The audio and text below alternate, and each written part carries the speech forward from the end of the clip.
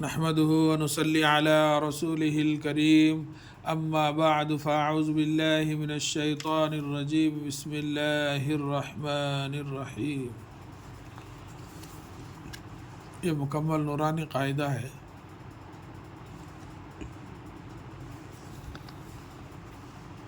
اس میں سے ماشاءاللہ تختی نمبر 23 تختی اور یہ بقیہ سبق نے بھی آپ لوگ سماعت فرمایا۔ اب آج اس کا اہم موضوع جو ہے یہ قاعدہ، اس میں ہم کیسا پہچانیں گے، یہ جو ہے غور کریں۔ تختی نمبر 23 اقلاب، اس قاعدے کا نام اقلاب۔ تنوین یا نون ساکن کے بعد با آئے تو یعنی حرف با اکیلا، یعنی یہ قاعدے میں ایک ہی حرف ہے۔ تنوین یا نون ساکن کے بعد حرف با آئے تو نون کو میم سے بدل کر غنہ اور اخفا کے ساتھ پڑھیں گے۔ اس کو اقلاب کہتے ہیں، یعنی اس کا نام جو ہے اقلاب ہے۔ اب یہ جو ہے تنوین یا نون ساکن کے بعد یہ حرف با کیسے آتا، کہاں آتا اور وہ کیسے رہتا، یہ اپنے کو تلاش کرنا ہے۔ پہلے دیکھیے تنوین، تو تنوین کس کو کہتے ہیں؟ 2 زبر، 2 زیر اور 2 پیش، یہ تینوں کو تنوین کہتے ہیں۔ تین کا بھی نام ایک ہی نام ہے تنوین۔ تو ہم اس میں تلاش کریں گے تنوین کہاں کہاں ہے۔ یہ دیکھو یہاں ایک تنوین ہے، یہاں ایک تنوین ہے میم کو، یہاں ایک تنوین ہے تا کو، یہاں را کو ہے تنوین، اور یہاں عین پہ ہے تنوین، یہاں میم پر ہے تنوین، اور یہاں عین پر ہے۔ اتنی جگہ جو ہے تنوین ہے۔ تو ہم جو ہے یہی دیکھنا ہے کہ تنوین تو معلوم ہوگا۔ اب نون ساکن کس کو کہتے ہیں؟ نون ساکن اس نون کو کہتے ہیں جس نون پر جزم ہو، جزم سکون ہو۔ 2 شرط ہے، پہلی شرط جو ہے تنوین، دوسری شرط نون ساکن۔ پہلی شرط تو ہم نے جو دیکھ لیا کہ تنوین کہاں کہاں ہے۔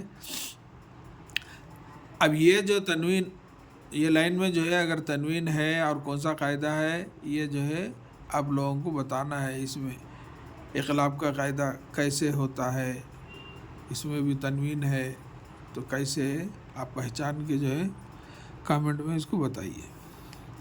اب ہم دوسری شرط دیکھنے والے ہیں نون ساکن۔ یہ دیکھو نون ساکن، یہاں ایک نون ساکن ہے، یہاں ایک نون ساکن ہے، یہاں ایک نون ساکن ہے، یہاں ایک نون ساکن ہے،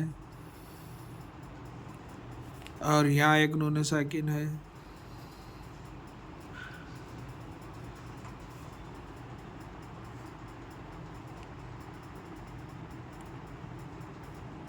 اتنے نون ساکن ہے، اتنے تنوین ہے، اتنے نون ساکن ہے۔ اب جو ہے تنوین یا نون ساکن کے بعد حرف با آئے تو اب با کیسا آئے ہم یہ دیکھنا ہے۔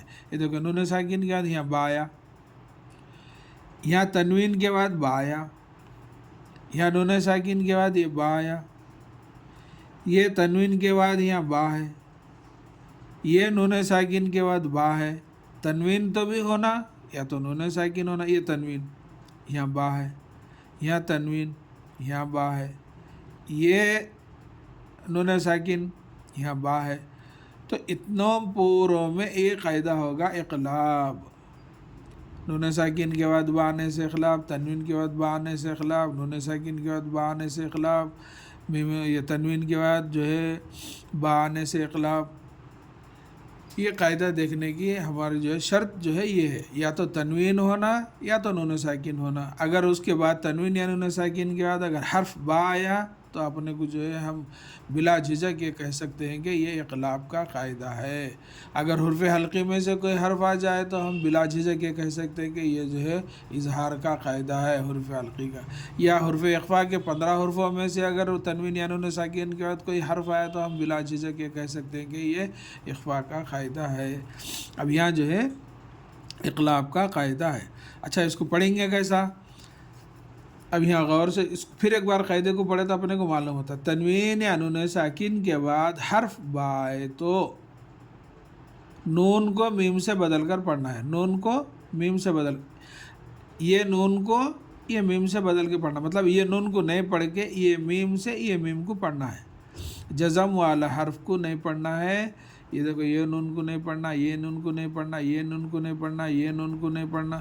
اب یہاں بھی جو ہے اپنے کو جو اس کی آواز جو آتی جو ہے اس کو ملا کے پڑھنا، عین میم زبر عین میم دو زبر عم، ایسا۔ تو اب اس کو کیسا پڑھیں گے؟ مم بخیلا، لکھا ہوا کیا؟ من بخیلا، میم نون زبر من، مگر یہ نون ساکن کے بعد یہ با آنے سے یہ قاعدہ بنا کہ یہ نون کو نہیں پڑھ کے یہ میم کو میم سے بدل کر، یہ نون کو جو ہے یہ نون سے میم کو بدل دینا، یہ نون کو نہیں پڑھ کے یہ نون سے یہ میم کو بدل کے اس کو ملا کے پڑھنا۔ یہاں زبر سے پڑھیں گے مم بخیلا، میم میم زبر مم، یہاں زیر سے ہے میم میم زیر مم، مم بین الصلب، مم بعد کرام بررہ، ایک تو بدل کے پڑھنا، دوسرا جو ہے غنہ اور اخفاء کے ساتھ پڑھنا۔ غنہ آپ پڑھے نا پیچھے نون اور میم پر تشدید ہو تو غنہ ہوگا، اخفاء بھی پڑھے کہ نون کی آواز کو ناک میں چھپا کر پڑھنا۔ مم بخیلا لنسفعا بالناصیہ من بین الصلب۔ تو یہ قاعدے کی جو ہے تفصیل ہے، اس کا اہم موضوع میں یہی بتانا چاہ رہا تھا کہ اس کو قاعدے کیسے دیکھنا، اس کی پہچان کیا ہے۔ تو انشاءاللہ اس کو بار بار دہرائیے، بار بار اس کو پڑھتے رہیے، جو ہے انشاءاللہ آپ کو بھی سمجھ میں آئے گا۔ اللہ تعالیٰ سے دعا ہے کہ ہم کو کہنے سننے سے زیادہ عمل کرنے کی توفیق دے، آمین یا رب العالمین۔ السلام علیکم ورحمۃ اللہ وبرکاتہ۔